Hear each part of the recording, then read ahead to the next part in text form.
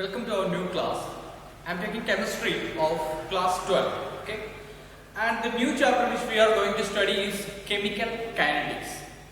And while we are thinking about chemical kinetics, we should have to just rewind our memory to our class 11 topics. You know, in class 11 topic we studied two things. One is thermodynamics and one is equilibrium. And before that, let me tell you about a chemical reaction. What do you mean by a chemical reaction? You know, different type of reactions are there around us. We can see, just for an example, digestion. Digestion is a chemical reaction, and the reaction boiling of water, cooking of food. These all things are chemical reactions. And in a chemical reaction, you all know that there will be a reactant and products. The reactants number will be more than 1, and the product also the number will be more than 1. So the reactants are combining together to form products. Okay, the reactants are combining together to form products. This is actually called a chemical reaction. And the factors which are depending a chemical reaction are, you know, the first one I already told, that is thermodynamics, and the second one is equilibrium.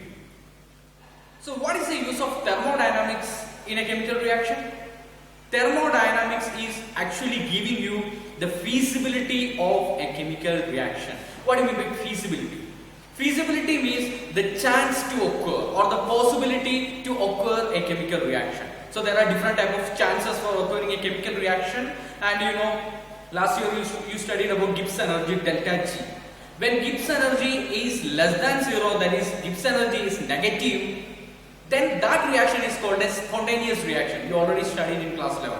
So whenever a Gibbs energy is less than 0 or a negative value, then a spontaneous reaction starts. Clear?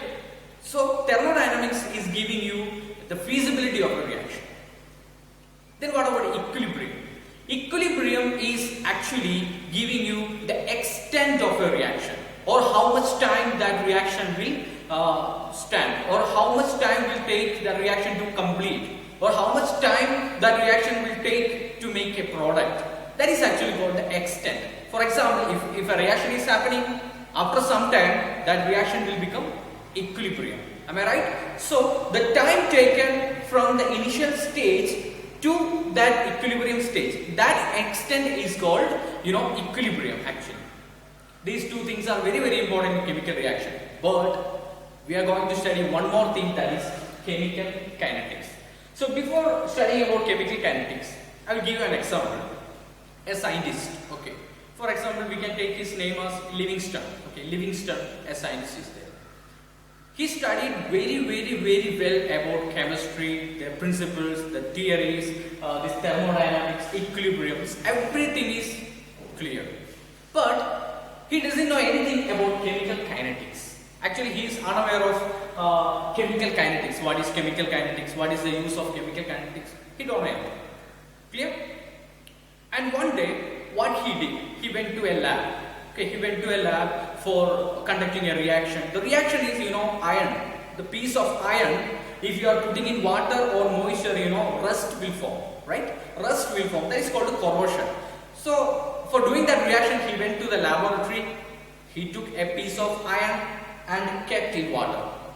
He was waiting, but the reaction is not happening. So, half the day finished, and he was feeling hungry also. But he's very, you know, keen about his observations, and he was again watching. After some time, evening came, and night, the next day, he was sitting there without sleep also. He was sitting and waiting for the reaction. Suddenly his friend came in. Okay, one another scientist. And he told that, what are you doing here? Then our Livingston told, I am doing the reaction of, you know, iron with water. How the iron is reacting with water, how the rust is forming, I am going to find. And that scientist told at that time, are you fool?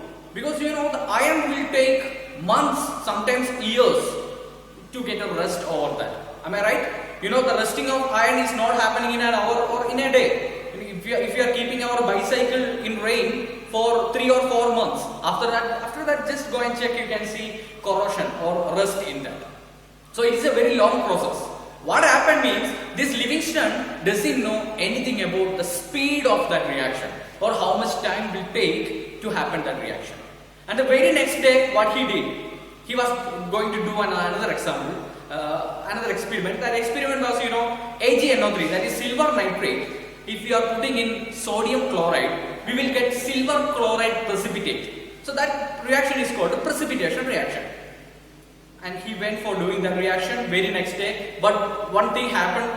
What is that? He went with a huge luggage, food for 1 month and water for 1 month, cloth for 1 month. Like that he went there to the lab because he was thinking that whatever may be the time, I will finish that experiment, then only I will come back.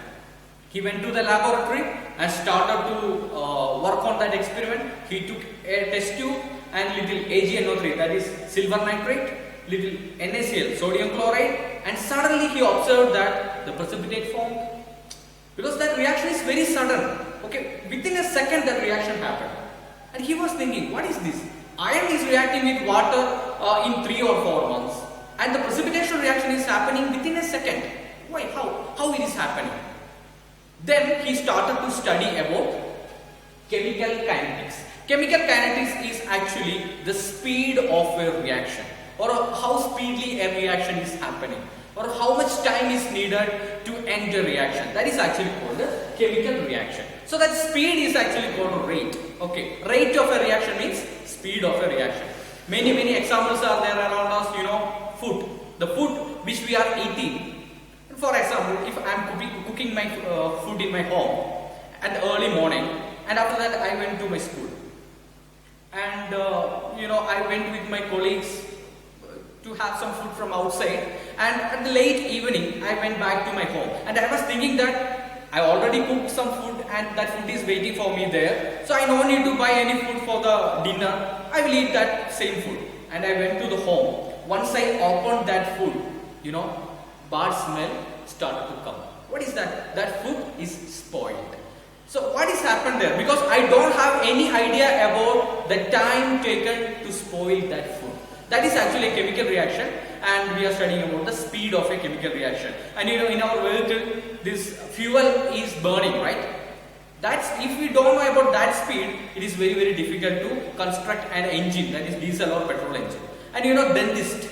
If dentist, they are filling our tooth, inside that actually they are filling with some amalgam and also some substances. And if they doesn't know anything about the speed of that setting, it's very difficult for them. So chemical kinetics is actually the speed of a reaction.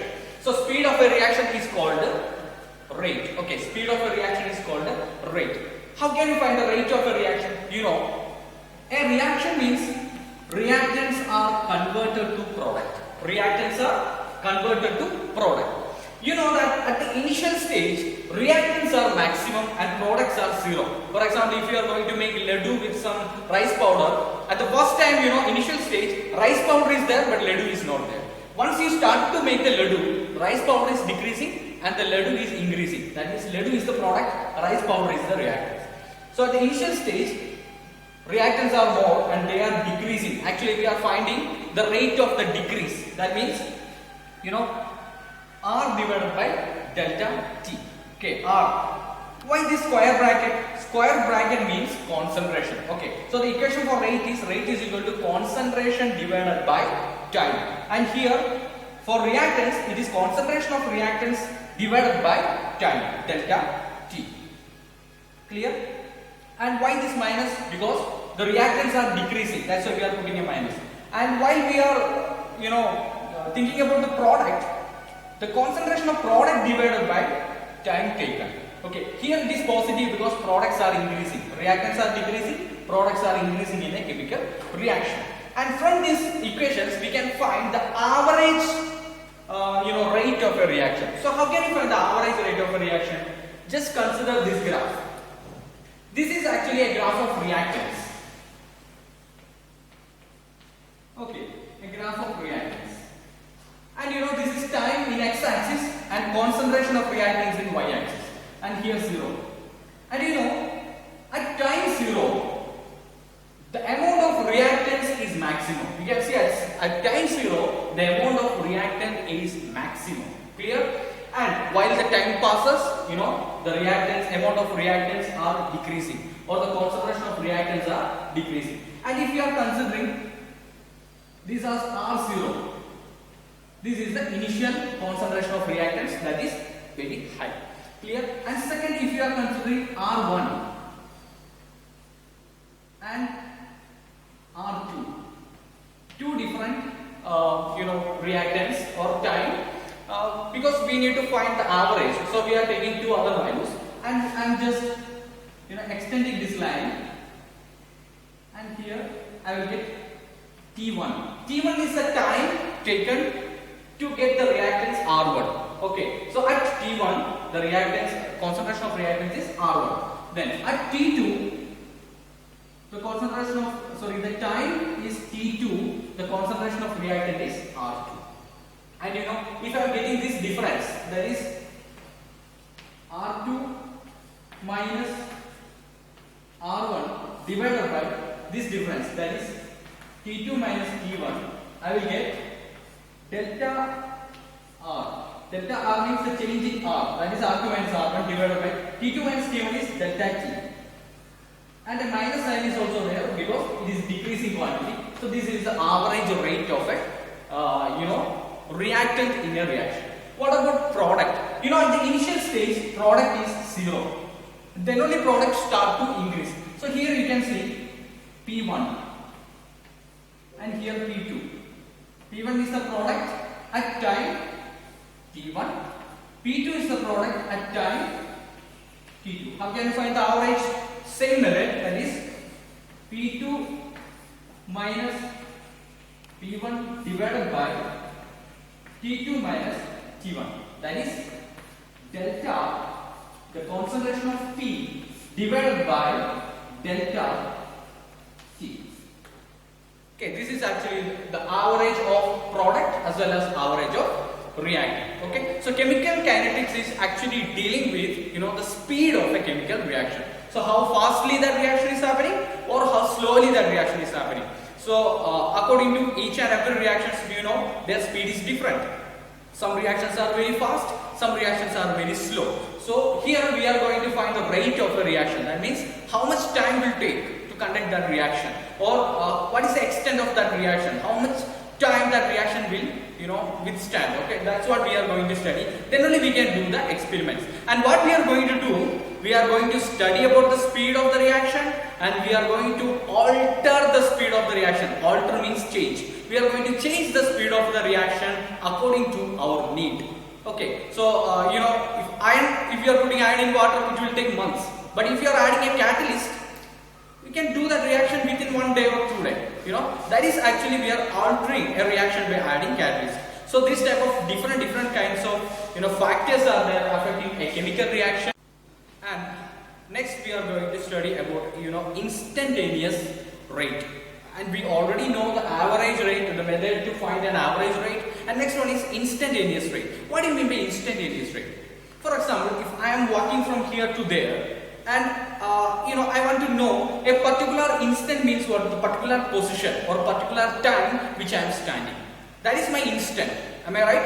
And what do you mean by the instant in a chemical reaction? A reaction is happening, from 0 to 1 hour. Okay, a reaction is happening from 0 to 1 hour. And you want to know the rate of that particular reaction in 30 minutes or 60 minutes or 25 minutes. That particular time, that is called an instantaneous rate. Okay, next one we are going to find an instantaneous rate, and from these two graphs you can find an instantaneous rate. And this graph is in the form of a curve, right? And I am going to draw a tangent.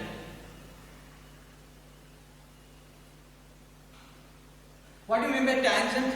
If this is a curve, a line which is touching only one point of a curve is called a tangent. Okay, so I am drawing a tangent, and what I am going to do is I am just drawing a right angle triangle using two ends of this tangent. Okay, and a particular time is there, t. This is my instantaneous time. For example, if this time is 30 seconds, I am going to find the rate in this 30 seconds. Clear? So that's why I am drawing a tangent, and I am going to find the slope of that tangent. How can you find the top of slope of that tangent? Here this is the amount of reactance, that is R1, R2. Clear? This is the time. We are extending the time, that is T1, T2. How can I find the slope? So the slope is dr divided by dt. And why it is reactance, that's why we will put a minus, because reactants are always decreasing. What will be dr? Dr means here R2 minus R1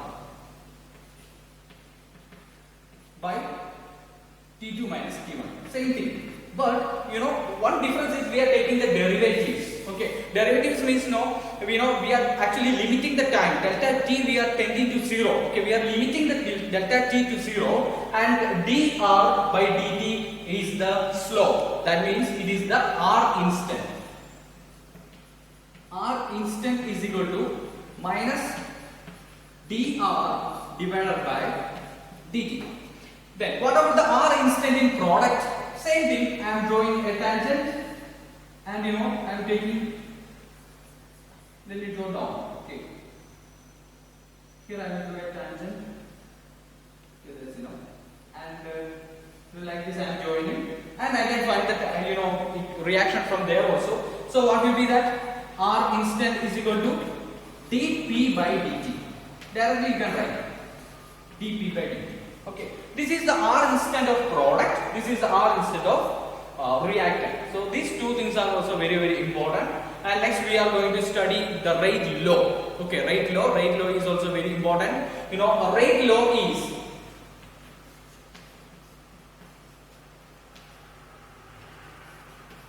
B raised to Y. The rate is equal to A raised to X K into A raised to X into B raised to Y is the rate law. That means the rate of the reaction is only depending on the concentration of reactants. Whether this reaction is A plus B gives C plus D. The reaction is only depending on the reactants. Clear? This is called the rate law. And X and Y may or may not be the stoichiometric coefficients. For example, if A, B, these are stoichiometric coefficients. X and Y may or may not be this stoichiometric coefficients. Okay, this is called the rate law in kinetics, and the remaining portions we will study on the next class. So see you. Bye bye.